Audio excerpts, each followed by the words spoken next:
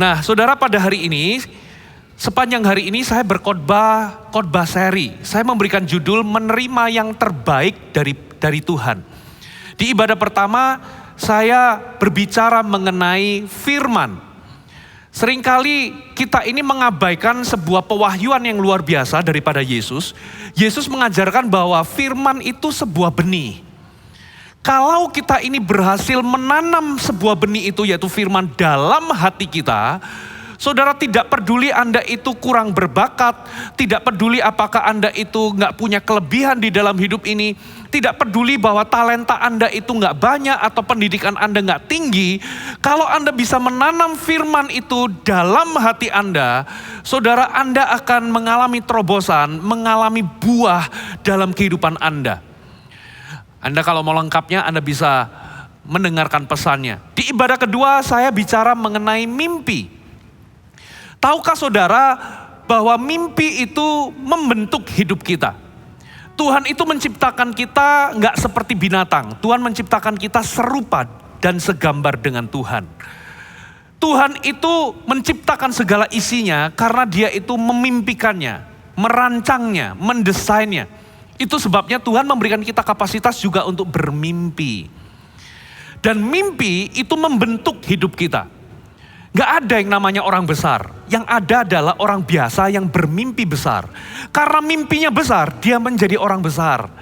Kalau Anda bermimpi kecil, Anda jadi orang kecil. Tapi kalau Anda berani mempercayai Tuhan untuk perkara yang besar dalam kehidupan Anda bisa jadi berubah menjadi orang yang besar. Karena apa? Mimpi Anda besar. Dan iblis benci sama pemimpi, itu sebabnya saya bagikan ada 3 hal yang dilakukan iblis untuk membunuh mimpi kita atau menghentikan kita untuk bermimpi. Lebih lengkapnya, Anda dengarkan pesan ibadah jam 10 tadi. Ibadah yang ketiga, saya bicara mengenai hikmat. Kita hidup di zaman yang gak mudah. Banyak orang buntu atau gak tahu apa yang harus dilakukan. Kalau kita ini salah ambil keputusan, akibatnya bisa fatal. Lot memilih sebuah tempat seperti taman Tuhan, tapi dia salah pilih. Tempat yang dikiranya taman Tuhan itu akhirnya hangus, menjadi Sodom dan Gomora. Kita nggak boleh salah pilih, saudara. Di dalam dunia yang berubahnya demikian cepat, di dalam masa sukar pandemi ini, kita membutuhkan hikmat. Dan bagaimana kita ini bisa beriman untuk meminta hikmat kepada Tuhan, saya sudah bagikan itu di ibadah ketiga.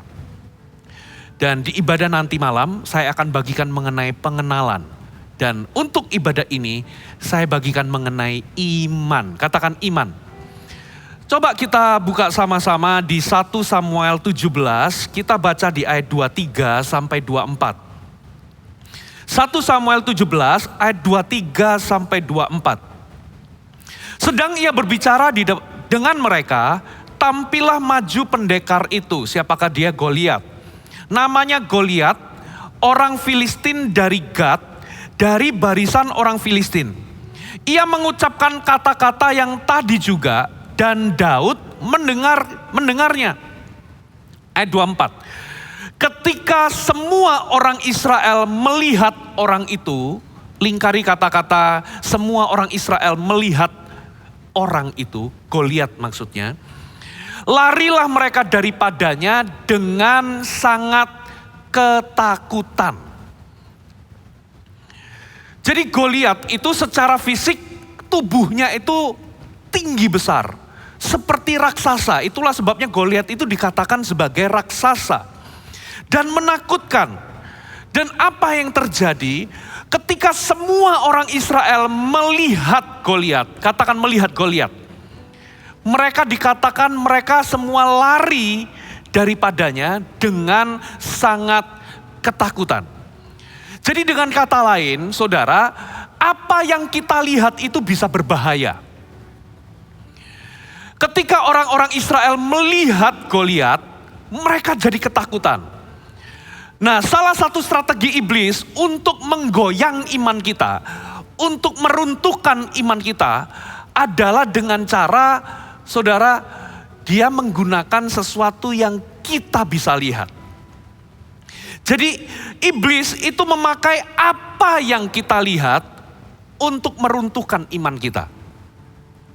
Nah itulah sebabnya firman Tuhan itu berkata demikian di 2 Korintus 5 ayat yang ke-7. 2 Korintus 5 ayat ke-7, firman Tuhan memberikan kita nasihat.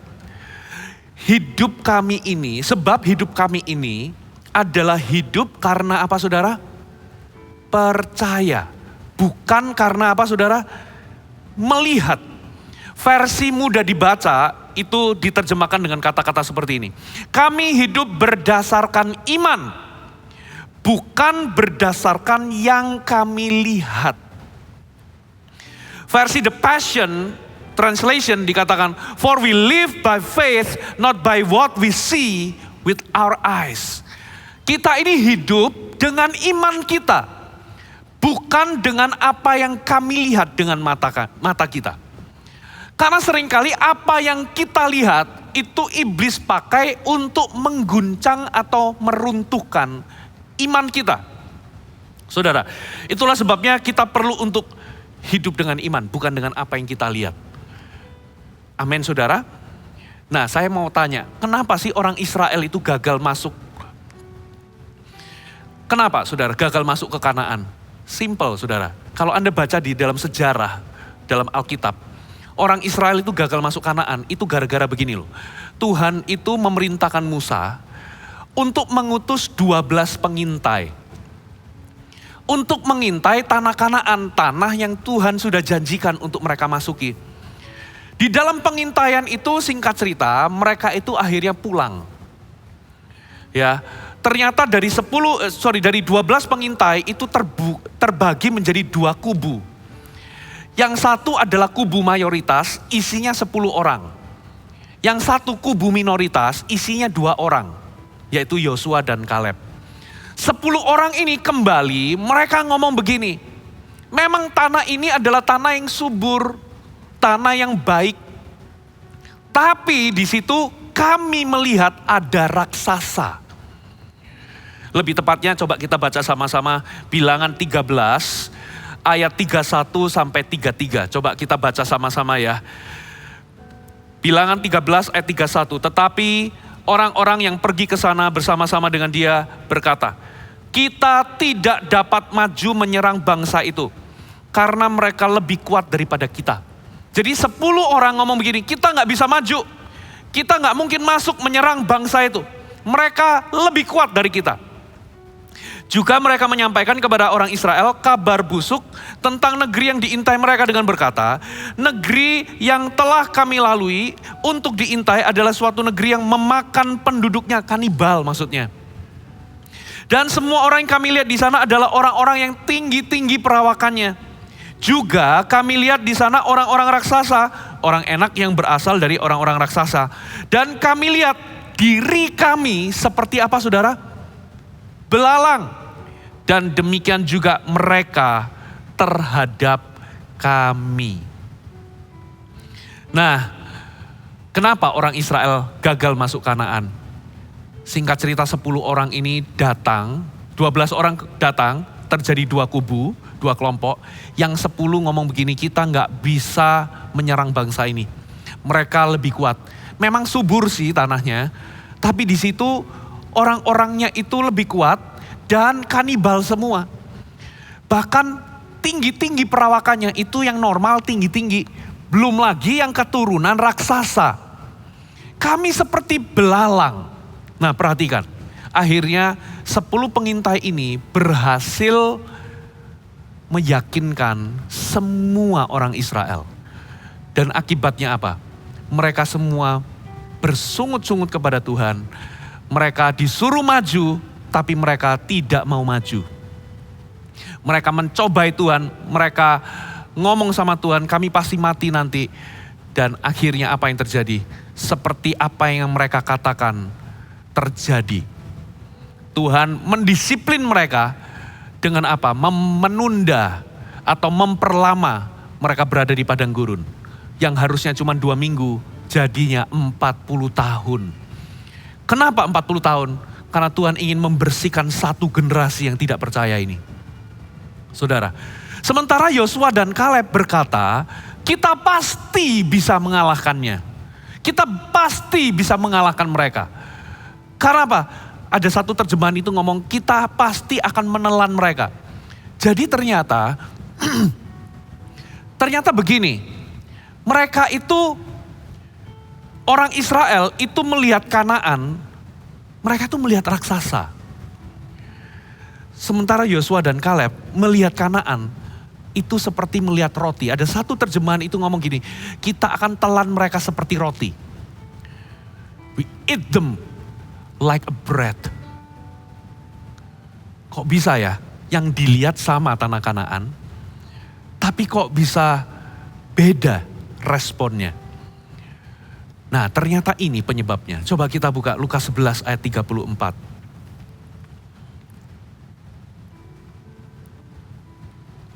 Matamu adalah pelita tubuh. Jika matamu baik, teranglah seluruh tubuhmu. Tapi jika matamu jahat, gelaplah tubuhmu. Katakan mata itu pelita tubuh. Apa sih mata itu? Mata itu bukan apa yang kita lihat. Mata itu adalah alat untuk melihat. Jadi di sini kita bisa tahu bahwa ada yang jauh lebih penting daripada apa yang kita lihat. Apa, saudara? Yang lebih penting dari apa yang kita lihat? Yaitu cara kita melihat. Ada amin? Jadi orang Israel 10 pengintai dan kebanyakan orang Israel dengan Yosua dan Kaleb, mereka itu sama-sama melihat sesuatu yang sama, tapi bedanya di sini. Mereka itu cara melihatnya berbeda. Saudara, itulah sebabnya cara kita melihat itu lebih penting daripada apa yang kita lihat. Karena dalam kehidupan ini, mungkin ada hal-hal tertentu yang kita nggak bisa ubah. Ada hal-hal yang kita lihat, itu kita nggak bisa ubah. Tapi kita selalu bisa mengubah cara kita melihat. Ada amin. Ada banyak hal dalam hidup ini, kita nggak bisa ubah apa yang kita lihat. Tapi kita selalu bisa mengubah cara kita melihat. Saudara, saya mau kasih contoh ya. Ini seringkali saya kasih contoh ini. Ada 2 orang salesman. Ya, diutus oleh perusahaan sepatu. Ya, bosnya mengutus salesman A pergi ke sebuah tempat ya terpencil yang di sana itu nggak ada satupun orang yang pakai sepatu karena custom mereka itu nggak ada yang pakai sandal dan sepatu. Waktu nyampe di situ, salesman A ini berkata, waduh, nggak mungkin kita bisa sukses. Dia telepon bosnya, bos salah kirim. Kita salah tempat bos, di sini nggak ada kebudayaan orang pakai sandal dan sepatu. Kita nggak mungkin berhasil jualan sepatu di sini. Tolong pulangkan saya. Ya akhirnya dia dipulangkan, tapi bosnya nggak menyerah. Dia kirim salesman yang kedua, katakanlah salesman B. Sampai di situ, tiba-tiba dia telepon bosnya. Bos, kita pasti sukses di sini. Loh kenapa? Karena di sini nggak ada orang yang pakai sepatu dan sandal. Mereka nggak punya kebudayaan itu. Jadi kalau kita ini bisa mengedukasi mereka manfaat pakai sepatu dan sandal, waduh, kita bisa bikin pabrik di sini. Kita bisa monopoli. Nah, apa letak perbedaan dari salesman A dan B? Mereka berdua melihat hal yang sama, cuman bedanya adalah mereka melihat dengan cara yang berbeda. Katakan amin. Saudara, jadi hari ini ada banyak orang mengalami masa-masa sulit, masa sukar di masa pandemi ini. Saudara, Anda melihat banyak persoalan. Saudara harus tahu satu hal. Cara Anda melihat itu lebih penting daripada apa yang Anda lihat. Nah, iman. Tuhan itu suruh kita hidup dengan iman. Kenapa iman itu penting? Karena iman itu mengubah cara kita melihat. Saudara, dan saudara, Anda jadi orang Kristen dengan rajinnya Anda kebaktian, itu enggak jadi jaminan saudara itu hidup dalam iman loh. Dengan rajinnya kita kebaktian itu enggak jadi jaminan bahwa kita ini beriman sama Tuhan.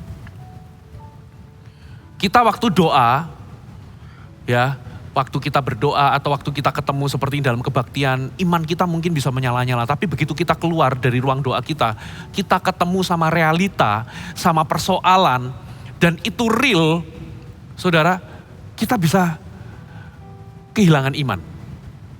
Kita bisa ragu-ragu dan guncang. Ketika kita menghadapi sesuatu yang real kita lihat di depan mata, pandemi, persoalan, krisis, kita bisa kehilangan iman.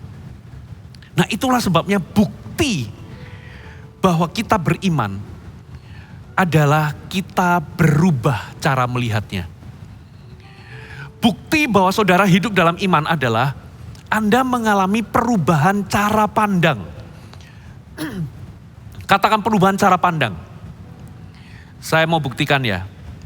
Coba kita lihat 1 Samuel 17 ayat 25 sampai 26. 1 Samuel 17 ayat 25 sampai 26. Berkatalah orang Israel itu, sudahkah kamu lihat orang yang maju itu? Sesungguhnya ia maju untuk mencemoohkan orang Israel. Orang yang mengalahkan dia akan dianugerahi raja kekayaan yang besar. Raja akan memberikan anaknya yang perempuan kepadanya. Dan kaum keluarganya akan dibebaskannya dari pajak di Israel. Lalu berkatalah Daud kepada orang-orang yang berdiri di dekatnya, apakah yang akan dilakukan kepada orang yang mengalahkan orang Filistin itu dan yang tak menghindarkan cemooh dari Israel? Siapakah orang Filistin yang tak bersunat ini sampai ia berani mencemoohkan barisan daripada Allah yang hidup? Saudara, apa bedanya Daud dengan orang Israel? Tentara-tentara di waktu itu. Mereka waktu lihat Goliat, ya, orang Israel itu melihat raksasa yang menakutkan. Sementara Daud melihat hadiah, katakan hadiah. Daud itu fokusnya apa yang akan dilakukan terhadap orang yang bisa kalahkan orang Filistin ini. Coba lihat, dia lihat Goliat yang sama, tapi cara pandangnya beda. Ada amin? Apa bedanya Saul dengan Daud? Di sini, Saul melihat Goliat itu terlalu besar untuk bisa dikalahkan. Sementara Daud itu melihat Goliat itu terlalu besar untuk meleset waktu diumban. Beda cara pandangnya. Halo, amin. Bukti seseorang beriman, dia berubah cara pandangnya. Saudara, coba kita lihat Bilangan pasal yang ke-14 ayat 6 sampai 8. Coba lihat respon dari Yosua dan Kaleb. Tetapi Yosua bin Nun dan Kaleb bin Yefun yang termasuk orang-orang yang telah mengintai negeri itu mengoyakkan pakaiannya dan berkata kepada segenap umat Israel, negeri yang kami lalui untuk diintai itu adalah luar biasa baiknya. Coba beda ya dengan yang 10 pengintai. 10 pengintai ngomong apa? Negeri yang kami lalui itu penduduknya makan penduduknya sendiri. Kanibal. Ada raksasa di situ. Sementara Yosua dan Kaleb, negeri yang kami lalui luar biasa baiknya. Jika Tuhan berkenan kepada kita, maka ia akan membawa kita masuk ke negeri itu dan akan memberikannya kepada kita suatu negeri yang apa, saudara? Berlimpah-limpah apa, saudara? Susu dan madunya. Orang Israel 10 pengintai melihat tanah Kanaan yang sama, tapi cara mereka melihat, cara pandangnya berbeda. Itulah sebabnya Tuhan menghargai iman Yosua dan Kaleb. Bukti seseorang beriman, cara pandangnya beda. Saudara, hidup ini pasti penuh dengan masalah. Pasti penuh dengan yang namanya persoalan. Orang yang hidup di dalam iman, cara dia memandang kehidupan itu beda. Ya. Coba satu ayat lagi, 1 Korintus 16 ayat 8 sampai 9. Tetapi aku akan tinggal di mana? Efesus sampai hari raya Pantekosta. Sebab di sini banyak apa saudara? Kesempatan, lingkari kata di sini banyak kesempatan. Di sini banyak kesempatan bagiku untuk mengerjakan pekerjaan yang besar dan penting. Sekalipun ada banyak penentang. Coba lihat. Paulus ini orangnya beriman. Itu sebabnya cara pandangnya beda. Di Efesus itu banyak musuh. Di Efesus itu berbahaya bagi dia untuk tinggal. Banyak penentang. Tapi yang dia lihat, kesempatan. Saudara tahu kata krisis itu berasal dari bahasa Mandarin Wei Qi, yang artinya Wei itu bahaya, Qi itu kesempatan. Saudara, jadi di dalam sebuah krisis, dalam sebuah persoalan, dalam sebuah masalah, itu ada bahaya, ada unsur bahaya, tapi juga ada unsur kesempatan. Nah, orang yang beriman ketika melihat krisis, yang dia lihat adalah kesempatan, bukan bahaya. Katakan amin. Jadi orang yang punya iman itu selalu bisa melihat kesempatan di balik kesempitan. Sementara orang yang tidak hidup dalam iman selalu melihat kesempitan di balik kesempatan. Anda pilih yang mana? Bapak Ibu. Nah, itulah sebabnya Tuhan itu ngomong begini, kita ini hidup dari iman kita, dari percaya kita, bukan dari apa yang kita lihat. Saudara, mana yang membuat Anda bertindak? Iman atau bukan? Nah, sekarang pertanyaannya saudara, bagaimana sih cara mengubah cara kita melihat? Bagaimana kita bisa mengubah cara kita memandang? Sederhana, kalau Anda ingin berubah cara pandangnya, Anda harus mengubah posisi Anda. Katakan mengubah posisi. Coba ya kita lihat. Ada si A, dari sini, lihat sebuah angka, yang dilihat itu angka 6. Tapi di sisi seberang, dia lihat juga sebuah angka, tapi angkanya adalah angka 9. Anda mau berdebat sampai kiamat, nggak bakal ketemu. Yang satu ngomong ini angka 6, yang satu ngomong ini angka 9. Nggak bakal ketemu. Karena apa? Sudut pandangnya berbeda. Caranya ketemu adalah gini loh, daripada kita berdebat sampai mati, kamu sini, kamu pergi ke sini di posisiku. Kamu akan melihat ini bukan angka 9, tapi angka 6. Katakan amin. Nah, kalau Anda ingin berubah cara pandangnya, Anda harus berubah posisi Anda. Jadi bagaimana cara mengubah cara pandang? Ubah posisi. Yang pertama, Anda harus berada di posisi Tuhan, itu yang pertama. Karena firman Tuhan ngomong begini, Yesaya 55 ayat 8-9, rancanganku bukanlah rancanganmu, jalanmu bukan jalanku. Demikianlah firman Tuhan, seperti tingginya langit dan bumi, demikian tingginya jalanku daripada jalanmu, rancanganmu daripada rancanganku. Jadi kalau Anda ingin berubah cara pandang, Anda perlu berada di posisinya Tuhan. Anda perlu berada di sudut pandangnya Tuhan. Ketika Anda berada di sudut pandangnya Tuhan, Anda akan melihat sesuatu yang berbeda. Katakan amin. Maksudnya bagaimana? Ternyata Tuhan itu, rancangan Tuhan itu tinggi. Makanya Wahyu 4 ayat pertama mengatakan demikian. Kemudian daripada itu aku melihat, sesungguhnya, Wahyu 4 ayat pertama, perhatikan. Kemudian daripada itu aku melihat sesungguhnya sebuah pintu terbuka di sorga. Dan suara yang dahulu telah kudengar berkata seperti bunyi sangkakala, katanya, naiklah kemari, naik kemari. Dan aku akan menunjukkan kepadamu apa yang harus terjadi sesudah ini. Ini adalah Yohanes di tempat pembuangan atau pengasingan. Yohanes itu dibuang di sebuah tempat. Kalau nggak salah di Pulau Patmos ya. Saudara.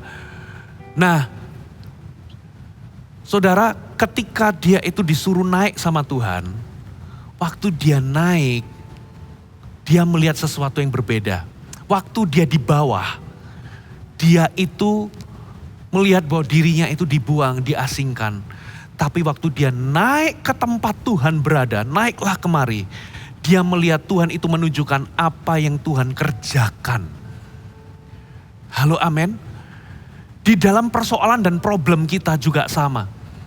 Kalau Anda berada di bawah dan Anda nggak naik ke posisinya Tuhan, Anda akan melihat kekacauan, melihat masalah, problema. Tapi waktu Anda naik ke sudut pandangnya Tuhan, Anda melihat rencana Allah dalam hidup Anda. Itu namanya hidup dalam iman. Itu namanya Anda mengubah cara pandang. Cara pandang Anda tidak berubah sampai Anda berubah posisinya. Itulah sebabnya, bagaimana sih mengubah cara pandang? Saudara, ubah posisi. Yang pertama, catat baik-baik. Anda perlu mengerti dan mengenal pikiran Tuhan.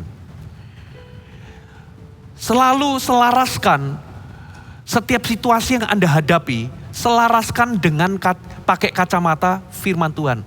Terjemahkan atau terjemahkan. Setiap persoalan Anda dari kacamata firman, bukan pandangan Anda sendiri. Ketika Anda berada di sudut pandang firman, rancangan Tuhan itu rancangan yang tingginya itu di langit. Pikiran kita sama pikiran Tuhan itu berbeda. Ketika Anda menerjemahkan situasi Anda pakai kacamata firman, Anda berada di sudut pandang pikirannya Tuhan. Katakan amin. Yang kedua, Anda upgrade iman Anda. Upgrade kerohanian Anda. Naiklah terus. Bertumbuhlah terus. Naiklah kemari. Ketika Anda upgrade iman dan upgrade kerohanian Anda, saudara, Anda berada di sudut pandangnya Tuhan. Anda akan melihat sesuatu yang berbeda. Anda melihat persoalan bukan lagi melihat itu sebagai persoalan, tapi Anda melihat ada rencana Allah di balik persoalan itu. Anda melihat apa yang Tuhan kerjakan dalam kehidupan Anda. Ada amin, saudara? Nah, yang ketiga, masuklah dalam hadirat Allah. Mari kita buka sama-sama Mazmur 73. Mazmur 73, kita baca di ayat 2-5. Perhatikan. Tetapi aku, sedikit lagi maka kakiku terpeleset. Nyaris aku tergelincir. Jadi ternyata pemazmur ini hampir aja roboh imannya. Hampir saja meninggalkan Tuhan. Hampir saja terjatuh atau terpeleset. Hampir tersandung imannya. Apa penyebabnya? Ayat 3. Sebab aku cemburu kepada pembual-pembual, kalau aku melihat kemujuran orang-orang fasik. Sebab kesakitan tidak ada pada mereka, sehat dan gemuk tubuh mereka. Mereka tidak mengalami kesusahan manusia, dan mereka tidak kena tulah seperti orang lain. Pernah nggak Anda ngalami seperti pemazmur ini? Saudara, Anda itu cari Tuhan sungguh-sungguh, Anda melayani, Anda bangun kerohanian. Semakin Anda cari Tuhan sungguh-sungguh, semakin Anda melayani. Loh, kok aku ngalami ketika pandemi ini, kok aku alami kebangkrutan ya? Loh, kok aku ini ketularan COVID ya? Loh, bisnisku kok terdampak ya? Lalu Anda jadi goyang. Lalu Anda coba cek tetangga sebelah. Tetangga Anda itu orang fasik. gak kenal Tuhan, hidupnya gak bener, main perempuan, judi, ya, gak takut akan Tuhan. Bisnisnya di masa pandemi tambah rame. Dikatakan apa tadi? Aku cemburu kepada pembual-pembual, berarti ini orang fasik. Aku melihat kemujuran orang-orang fasik. Loh kok gini nih? Ini orang fasik gak kenal Tuhan. Aku ini anak Tuhan. Kok bisnisku terdampak? Dia bisnisnya tambah rame. Di pandemi ini. Dikatakan, kesakitan tidak ada pada mereka. Gua ketularan COVID, kok dia gak ketularan? Itu orang gak kenal Tuhan. Sehat dan gemuk tubuh mereka. Saya kena COVID jadi kurus misalnya. Yang itu tambah gemuk misalnya. Mereka tidak mengalami kesusahan manusia. Mereka gak kena tulah seperti orang lain. Waduh. Apa yang terjadi? Anda jadi bingung. Coba lompat di ayat 12. Sesungguhnya itulah orang-orang fasik. Pemazmur itu sampai ngomong itulah orang-orang fasik. Mereka menambah harta benda. Waduh. Ya di masa pandemi mereka tambah mobil, beli rumah. Sementara Anda sedang dalam kondisi krisis keuangan. Terus apa lagi? Senang selamanya. Waduh, ini orang gak kenal Tuhan, tapi di masa pandemi liburan terus. Anda kerja banting tulang, bukannya profit yang Anda dapatkan, tapi bukannya untung, tapi buntung. Anda jadi bertanya-tanya seperti pemazmur. Saudara, lihat pemazmur ini juga manusia biasa loh. Dia itu hampir tergelincir. Ayat 13, ini titik nadirnya dia. Dia ngomong begini. Sia-sia sama sekali aku mempertahankan hati yang bersih. Kecewa ini, nadanya kecewa. Sia-sia kalau begitu aku ikut Tuhan. Sia-sia aku rajin kebaktian. Sia-sia pakai ikut CG segala. Sia-sia aku ikut pelayanan. Sia-sia aku hidup kudus. Dan membasuh tanganku tanda tak bersalah. Ngapain aku hidup benar kalau begini? Ayat 14. Namun sepanjang hari aku kena tulah dan kena hukum setiap pagi. Dan ketika aku bermaksud untuk mengetahuinya, hal itu menjadi kesulitan di mataku. Aku coba mengerti, tambah bingung. Nah di titik ini imannya goyang. Imannya jadi goncang, saudara. Membingungkan, kenapa? Aku ini anak Tuhan kok sepertinya gak dilindungi. Bisnisku terdampak. Aku kok ngalami hal yang sulit. Itu orang gak kenal Tuhan. Dalam tanda kutip, hidupnya dalam dosa fasik. Kok malah tambah diberkati. Anda coba ngerti, tambah jadi kesulitan di mata Anda. Ayat 17, kita baca sama-sama ya. 1, 2, 3. Sampai aku masuk ke dalam tempat kudus Allah. Dan memperhatikan ujungnya atau kesudahan mereka. Sesungguhnya, nah waktu dia ini masuk di tempat kudus Allah dan memperhatikan ujung hidupnya. Ternyata ia mendapati sesungguhnya di tempat-tempat licin kau taruh mereka. Kau jatuhkan mereka sehingga hancur. Betapa binasa mereka dalam sekejap mata. Lenyap habis karena kedahsyatan. Seperti mimpi pada waktu terbangun ya Tuhan. Pada waktu terjaga rupa mereka kau pandang hina.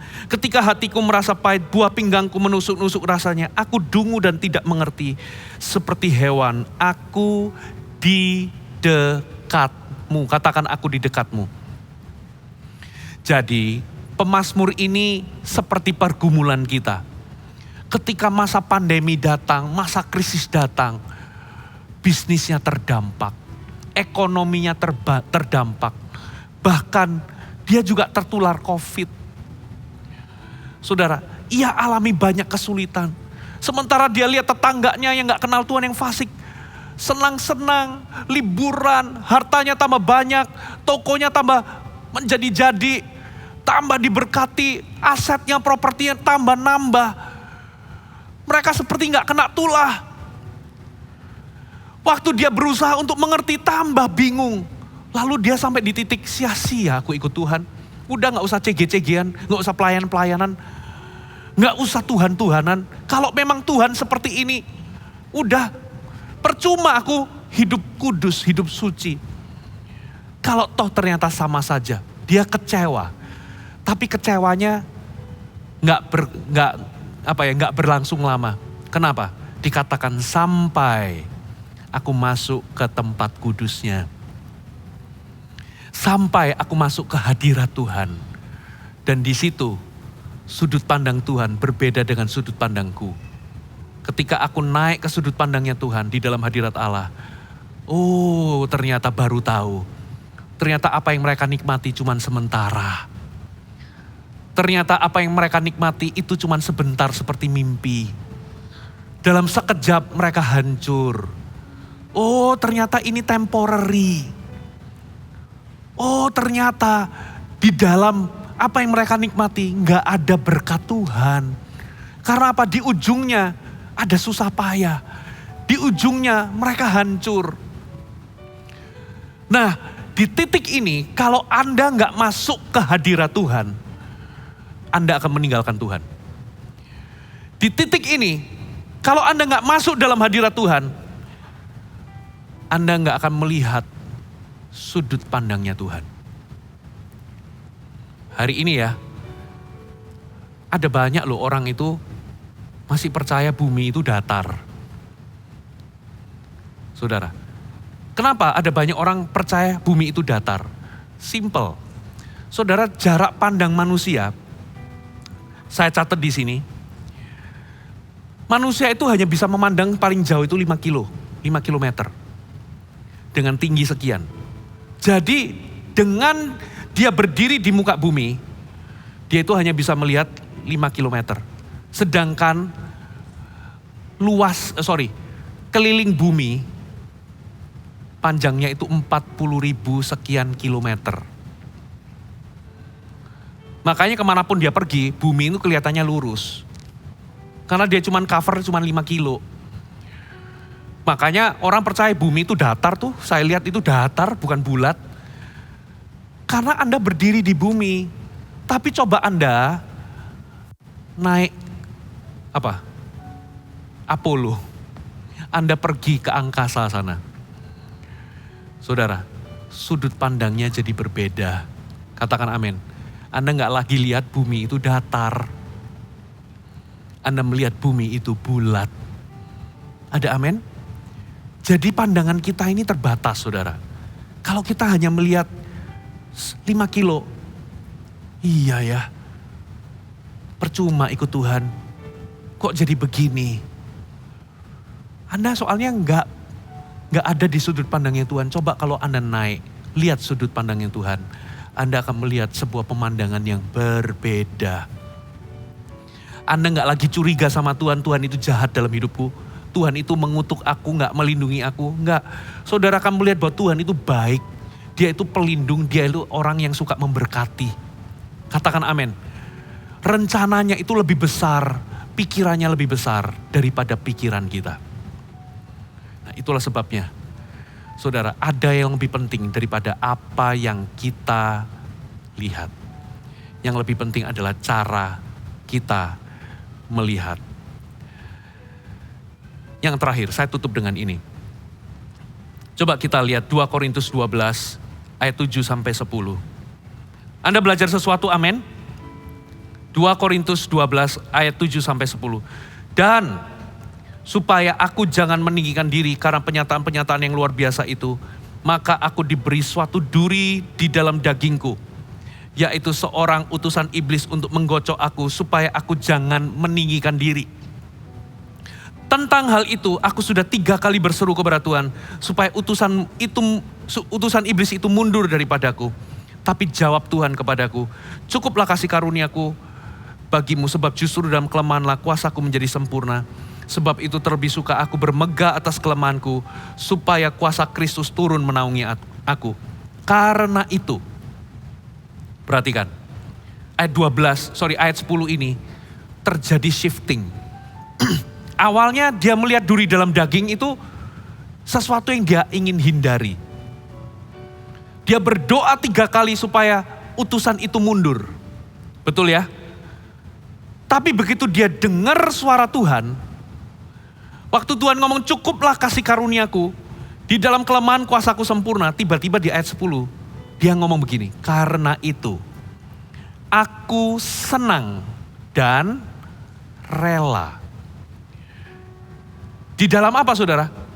Di dalam kelemahan, di dalam siksaan, di dalam kesukaran, di dalam penganiayaan, dan kesesakan karena Kristus. Sebab jika aku lemah, maka aku kuat. Loh, kok berubah ya? Awalnya dia lihat duri dalam daging ini sesuatu yang dia hindari, membuat dia menderita. Makanya dia berdoa supaya Tuhan itu cabut duri dalam dagingnya, diangkat duri dalam dagingnya, mundur utusan itu. Tapi waktu dia dengar suara Tuhan, perspektifnya berbeda. Kali dia ngomong, sekarang aku suka tinggal di dalam kelemahan, kesesakan, penderitaan, penganiayaan. Karena Kristus loh ya, bukan karena Anda nipu orang lalu Anda digebukin massa. Atau Anda mencuri lalu Anda dipukuli massa lalu Anda menderita. No. Menderita karena Kristus. Jika aku lemah, maka aku kuat. Artinya apa? Paulus sampai di sudut pandangnya Tuhan. Ada hal-hal yang dia gak bisa ubah, tapi dia mengubah cara dia memandang. Saudara, pertamanya dia melihat bahwa duri dalam daging ini sesuatu yang menghambat dia. Tapi sekarang dia melihat duri dalam daging adalah sesuatu yang menyelamatkan dia. Diselamatkan dari apa? Paulus itu ternyata punya potensi untuk sombong seperti Anda dan saya. Ya, supaya jangan aku meninggikan diri karena pernyataan-pernyataan atau pewahyuan yang luar biasa yang dia terima, aku diberi suatu duri dalam daging. Ternyata duri dalam dagingnya itu adalah bentuk Tuhan menyelamatkan Paulus. Kalau nggak ada utusan penganiayaan atau kesukaran yang menghadang hidupnya, maka Paulus akan sombong, Paulus akan tinggi hati. Dan once dia tinggi hati dan sombong, hidupnya hancur. Jadi di sudut pandangnya Paulus, awalnya itu adalah hambatan. Di sudut pandang Tuhan, ternyata ini adalah penyelamatan. Ada amin? Satu lagi. Yusuf. Saudara, Yusuf itu dapat mimpi. Dan gara-gara mimpinya itu akhirnya dia dijual oleh kakak-kakaknya kepada orang Ismail. Dan orang Ismail ini membawa dia kemana? Ke Mesir. Tempat apakah Mesir? Tempat di mana dia dipenjara. Yusuf itu dipenjara bukan setahun 2 tahun. Bisa jadi itu 10 sampai 12 tahun. Saudara, jadi jarak dari dia terima mimpi sampai dia itu jadi penguasa Mesir, itu 14 tahun dia menunggu. Jadi kemungkinan besar dia itu ada di penjara kurang lebih 10 sampai 12 tahun. Saudara, coba kalau Anda jadi Yusuf, Anda bermimpi dijual lalu masuk penjara di Mesir. Anda melihat itu sebagai apa? Kemunduran. Anda melihat itu sebagai apa? Sebagai penundaan. Waduh, aku masuk ke penjara. Mana bisa aku jadi penguasa seperti yang Tuhan itu wahyukan lewat mimpi. Tapi coba lihat, sudut pandangnya Tuhan beda ternyata. Sudut pandang Yusuf ke Mesir itu penundaan. Di Mesir itu dia malah masuk penjara. Karirnya malah jeblok. Tapi di sudut pandang Tuhan, masuknya dia ke penjara itu adalah persiapan. Halo, amin. Justru gara-gara dia di penjara, walaupun itu lama, tapi di ujungnya dia ketemu sama juru minuman istana. Juru minuman ini akhirnya ditafsirkan mimpinya Dan waktu dia keluar, satu kali pas Firaun itu cari orang yang bisa tafsirkan mimpinya, dia ingat, waktu aku di penjara, aku ditolong sama orang yang namanya Yusuf. Akhirnya dia ini yang bawa Yusuf menghadap raja. Dan di titik itulah Yusuf, ketika dia berhasil menafsirkan mimpi raja, dia diangkat menjadi orang kedua di Mesir. Di mata Tuhan, dibawanya dia ke Mesir, itu bukan penundaan, tapi sebuah persiapan. Is a setup. Setup itu adalah jebakan untuk promosi. Katakan amin. Persiapan untuk promosi. Di titik ini, saudara, iman itu menentukan. Bukti Anda beriman, cara pandang Anda berubah.